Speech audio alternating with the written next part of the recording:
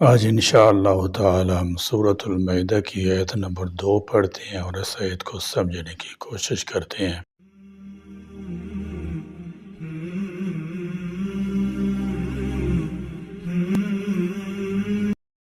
اعوذ باللہ من الشیطان الرجیم، بسم اللہ الرحمن الرحیم۔ یا ایہا الذین آمنوا لا تحلوا شعائر اللہ ولا الشهر الحرام ولا الهدي ولا القلائد ولا آمين البيت الحرام يبتغون فضلا من ربهم ورضوانا وإذا حللتم فاصطادوا ولا يجرمنكم شنآن قوم أن صدوكم عن المسجد الحرام أن تعتدوا وتعاونوا على البر والتقوى ولا تعاونوا على الإثم والعدوان واتقوا الله إن الله شديد العقاب۔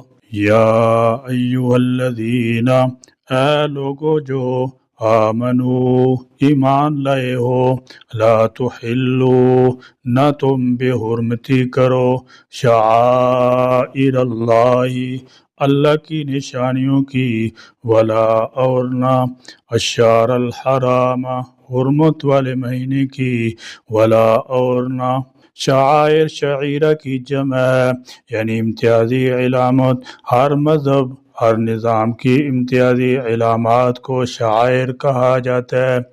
مثلا اذان، نماز با جماعت اور مساجد مسلمانوں کے، گرجا اور صلیب عیسائیوں کے، تلک زنار چوٹی اور مندر ہندوؤں کے، کیس کڑا اور کرپان سکھوں کے، ہتھوڑا اور درانتی اشتراکیت کے، اور سرکاری جھنڈے، قومی ترانے، فوج اور پولیس کے یونیفارم وغیرہ حکومتوں کے امتیازی نشان ہوتے ہیں جن کا احترام ضروری سمجھا جاتا ہے۔ اسی طرح اللہ تعالیٰ جل شانہ کے بھی کئی شعائر ہیں۔ اللہ تعالیٰ جل شانہ کی شعائر بے شمار ہیں، جن میں سے چند ایک کے نام اس آیت میں آ گئے ہیں۔ ان کی توہین یا بے حرمتی سے انسان گنہگار ہو جاتا ہے۔ ان میں سے سر فہرست حرمت والے مہینہ کا ذکر فرمایا۔ حرمت والے مہینے 4 ہیں، ذی قعدہ، ذی الحجہ، محرم اور رجب۔ یہ سب کچھ چونکہ کعبہ کے اعزاز کی وجہ سے تھا، اس لیے اسلام نے اس جعلی دستور کو بحال رکھا، اور اس لیے بھی کہ یہ ایک باہمی معاہدہ امن تھا جسے اسلام پسند کرتا ہے۔ اسلام میں جب زکوٰۃ فرض ہوئی تو اس کی وصولی کے لیے عمال کو ماہ رجب میں روانہ کیا جایا کرتا تھا۔ اس کی وجہ بھی غالباً یہ ہوئی کہ اس مہینے میں لوگ کعبہ کے لیے نذرانہ دینے کے پہلے سے عادی تھے۔ ہدیہ کا ذکر فرمایا، یعنی وہ قربانی کے جانور جو قربانی کے لیے کعبہ بھیجے جائیں، اور تیسرے نمبر پر قلائد کا ذکر فرمایا۔ یہ سب چیزیں اللہ تعالیٰ جل شانہ کے شاعر ہیں۔ قلائد سے مراد وہ پٹے ہیں جو کعبہ بھیجے جانے والے قربانی کے جانوروں کے گلے میں ڈال دیے جاتے تھے۔ ان کے علاوہ تمام مناسک حج بھی شعائر اللہ میں داخل ہیں۔ والہدیہ، حرم والی قربانی کی، ولا اور نہ القلائد پٹوں والے جانوروں کی۔ ہدیہ اس جانور کو کہتے ہیں جسے حج یا عمرہ کرنے والا قربانی کے لیے بیت اللہ شریف لے جائے۔ قلائد قلادہ کی جمع ہے۔ قلادہ کے معنی ہار وغیرہ کے ہیں جو گلے میں لٹکائے جاتے ہیں۔ عربوں کا ایک طریقہ یہ بھی تھا کہ جو جانور قربانی کے لیے حرم لیے جاتے ان کے گلے میں درخت کے پتوں یا جوتے وغیرہ کا ہار علامتی طور پر لٹکا دیتے۔ لوگ اس کا احترام کرتے اور ایسے جانور لے جانے والوں پر حملہ سے اجتناب کرتے۔ قرآن نے عرب کے اسی قدیم طریقے کو مزید تقویت پہنچائی کہ ان کے احترام کو ملحوظ رکھا جائے۔ ولا اور نہ آمینہ قصد کرنے والوں، آنے والوں کی، البیت الحرام بیت الحرام کی طرف۔ بیت الحرام کے معنی حرمت اور احترام والے گھر کے ہیں، یعنی کعبۃ اللہ مراد یہ ہے کہ جو شخص حج، عمرہ یا رہائش کے لیے حرم شریف جانا چاہے اس کی راہ میں رکاوٹ نہ بنو۔ یبتغون، وہ تلاش کرتے ہیں، فضل من ربہم، اپنے رب کا، ورضوانا، اور رضامندی، وَإِذَا، اور جب خللتم، تم احرام کھول دو، فاصطادوا، تو اب تم شکار کر سکتے ہو، ولا، اور نہ، یجرمنکم، تمہیں آمادہ کرے، یعنی احرام کھولنے کے بعد اب شکار کرنا جائز ہے۔ جب کوئی شخص حج یا عمرہ کی ادائیگی کے لیے میقات سے احرام باندھ لیتا ہے تو اس پر بعض پابندیاں عائد ہو جاتی ہیں، مثلا مرد سے لگا ہوا کپڑا نہیں پہن سکتا، پورا جوتا اور جراب نہیں پہن سکتا، خوشبو استعمال نہیں کر سکتا، چہرہ نہیں ڈھانپ سکتا، خشکی کا شکار نہیں کر سکتا، حتیٰ کہ کسی سے لڑائی جھگڑا گالی گلوچ نہیں کر سکتا، حتیٰ کہ کسی جاندار کو ایذا نہیں پہنچا سکتا۔ یہ سب عارضی پابندیاں ہوتی ہیں جو احرام کھلنے کے ساتھ ہی ختم ہو جاتی ہیں۔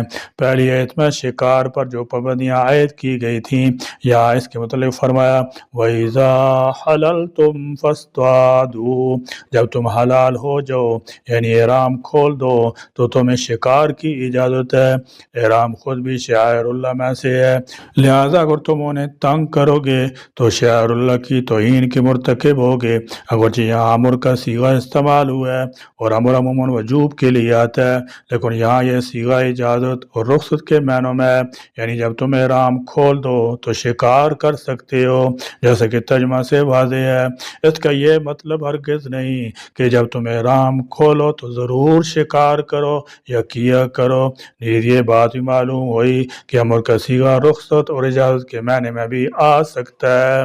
شنآن، دشمنی، قوم، کسی قوم کی، آنے اس وجہ سے کہ صدوکم، اس نے تم کو روک دیا تھا، عن المسجد الحرام، مسجد حرام سے، ان یہ کہ تعتدو، تم زیادتی کرو۔ معلوم ہوا کہ ظلم و زیادتی نہ ابتداءً جائز ہے اور نہ رد عمل میں حد اعتدال اور دائرہ انصاف سے گزر جانے کی گنجائش ہے۔ مقصد یہ ہے کہ یہ مسلمان کی شان کے خلاف ہے کہ وہ برائی کا بدلہ برائی سے دے۔ مفسر قرآن مولانا اشرف علی تھانوی رحمۃ اللہ تعالی فرماتے ہیں کہ جس طرح الحب فی اللہ میں حد سے بڑھنا خرابی کا باعث ہے، اسی طرح البغض فی اللہ میں بھی ایک حد تک ہونا چاہیے۔ مشرکین سے نفرت ضرور ہو اور یہ بھی محض رضائے الہی کی خاطر، مگر یہ نفرت ان کے خلاف دشمنی کا رنگ نہ اختیار کر جائے۔ انہوں نے بلا شبہ تم پر زیادتی کی، تمہیں تکالیف پہنچائیں، مگر تمہیں ان پر زیادتی کرنے کی اجازت نہیں ہے۔ اسلام کی کمزوری کے دوران جو کچھ ہو گیا اس پر درگزر کرو، اور جبکہ اللہ تعالیٰ جل شانہ تمہیں غلبہ دے دیا ہے تو اب تم بھی ان پر اس طرح زیادتی نہ شروع کر دو جس طرح مشرکین تم پر کرتے رہے ہیں۔ وَتَعَاوَنُوا، اور تم ایک دوسرے کی مدد کرو، عَلَى الْبِرِّ، نیکی کے کاموں پر، وَالتَّقْوَىٰ، اور تقوی کے کاموں پر، وَلَا تَعَاوَنُوا، اور نہ تم ایک دوسرے کی مدد کرو، عَلَى الْإِثْمِ، گناہ پر، وَالْعُدْوَانِ، اور زیادتی پر، وَاتَّقُوا اللَّهَ، اور تم اللہ سے ڈرو۔ اسی سے یہ بات معلوم ہوئی کہ جو حکم اصل کا ہوتا ہے وہی اس کے ذرائع کا ہوتا ہے۔ جو بات دین میں مطلوب ہو اس میں تعاون بھی اسی درجہ مطلوب ہوگا، اور جو بات گناہ کی ہو اس میں تعاون بھی قریب قریب اسی درجہ کا گناہ ہوگا۔ ان اللہ، بے شک اللہ، شدید، سخت، العقاب، عذاب دینے والا ہے۔ اللہ تعالیٰ کے شعائر بے شمار ہیں، جن میں سے چند ایک کے نام اس آیت میں آ گئے ہیں۔ ان کی توہین یا بے حرمتی سے انسان گنہگار ہو جاتا ہے۔ یعنی شاعر سے مراد وہ چیزیں ہیں جو اللہ تعالیٰ کی عظمت اور معبودیت کا نشان ہے۔ فرمایا ان کی بے حرمتی نہ کرو۔ شاعر اللہ کا احترام ملت ابراہیمی کا ایک ضروری حکم اور ہمارے دین کا ضروری جزو ہے۔ شاعر اللہ میں حرم شریف، بیت اللہ شریف، جمرات، صفا مروہ، قربانی، احرام، اذان، نماز اور تمام احکام شریعت داخل ہیں۔ صفا مروہ کے متعلق خصوصاً فرمایا ان الصفا والمروۃ من شعائر اللہ، یعنی صفا مروہ پہاڑیاں اللہ تعالیٰ کی نشانیوں میں سے ہیں۔ اللہ تعالیٰ جل شانہ نے ان سب کی تعظیم کا حکم دیا ہے۔ امام شاہ ولی اللہ فرماتے ہیں کہ یہ چار چیزیں اعظم شاعر اللہ میں سے ہیں، یعنی حضور اکرم صلی اللہ تعالی وسلم کی ذات مبارکہ، قرآن کریم، بیت اللہ شریف اور نماز، یہ سب بڑے بڑے نشانات قدرت ہیں، ان کی تعظیم بہت ضروری ہے اور لازم ہے۔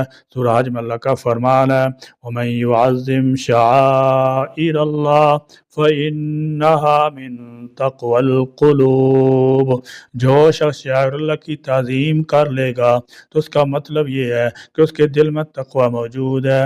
جو آدمی تقوی سے خالی ہے اسے تعظیم شاعر اللہ کی توقع نہیں کی جا سکتی۔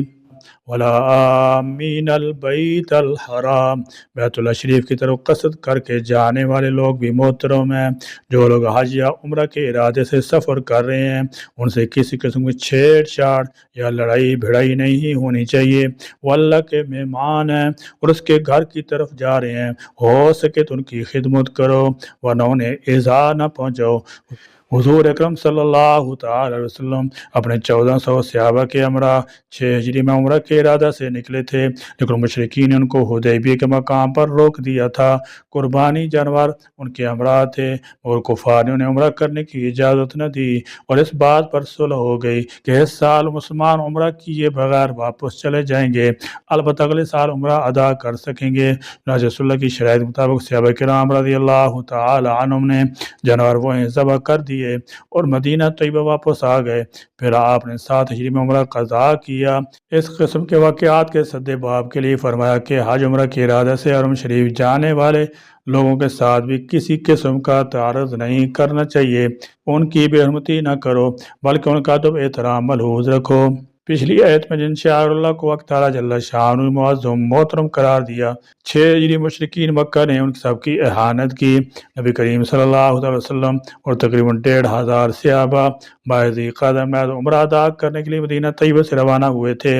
حدیبیہ کے مقام پر پہنچ کر مشرکین نے اس مذہبی وظیفے کی بجاوری سے روک دیا، نہ حالت احرام کا خیال کیا، نہ کعبہ کی حرمت کا، نہ محترم مہینہ کا۔ مسلمان شاعر اللہ کی توہین اور مذہبی فرائض سے روک دیے جانے پر ایسی ظالم اور وحشی قوم کے مقابلے میں جس قدر بھی غیر و غضب اور بغض و عداوت کا اظہار کرتے وہ حق بجانب تھے، اور جوش انتقام سے برافروختہ ہو کر جو کارروائی بھی کر بیٹھتے وہ ممکن تھی، لیکن اسلام کی محبت عداوت دونوں جچی تلی ہیں۔ قرآن کریم نے ایسے جابر ظالم دشمن کے مقابلہ پر بھی اپنے جذبات کو قابو رکھنے کا حکم دیا ہے۔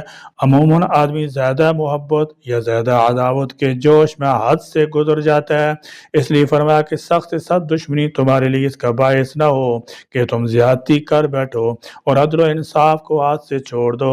اگر کوئی شخص بالفرض جوش انتقام میں زیادتی کر بیٹھے تو اس کے روکنے کی تدبیر یہ ہے کہ جماعت اسلام اس کے ظلم و عدوان کی اعانت نہ کرے، بلکہ سب مل کر نیکی پرہیزگاری کا مظاہرہ کریں اور اشخاص کی زیادتیوں اور بے اعتدالیوں کو روکیں، یعنی حق پرستی، انصاف پسندی، تمام عمدہ اخلاق کی جڑ خدا کا خوف ہے، اور اگر خدا سے ڈر کر نیکی سے تعاون، بدی سے ترک تعاون نہ کیا تو عام عذاب کا اندیشہ ہے۔ فرمایا واتقوا اللہ، اللہ سے ڈر جاؤ۔ اللہ نے افائی عہد کا حکم دیا ہے، اس کو پورا کرو، اگر اس کے حکم کی خلاف ورزی کرو گے تو یاد رکھو ان اللہ شدید العقاب، بے شک اللہ سخت عذاب دینے والا ہے۔ جب وہ مجرمین کی گرفت کرے گا تو پھر ان کو چھوڑے گا نہیں، اس کی پکڑ بڑی سخت ہے۔ کوئی شخص جو اللہ کی قوانین کے خلاف کرتا ہے، حلال و حرام سے بے نیاز ہے، شعائر اللہ کی بے حرمتی کرتا ہے، برائی میں تعاون کرنے والا ہے، وہ اس کی گرفت سے بچ نہیں سکتا۔ اس لیے فرمایا کہ اللہ تعالیٰ سے ڈر جاؤ۔ یا اللہ کریم ہمیں قرآن کا فہم عطا فرما۔ یا اللہ کریم قرآن احکام کی اطاعت و تعمیل کی توفیق ہم کو نصیب فرما۔ یا اللہ کریم اپنے اطاعت گزار بندوں میں ہمیں شامل فرما۔ یا اللہ کریم ناشکری بدعہدی سے ہم کو کامل طور پر بچنا نصیب فرما۔ آمین۔ وآخر دعوانا الحمدللہ رب العالمین۔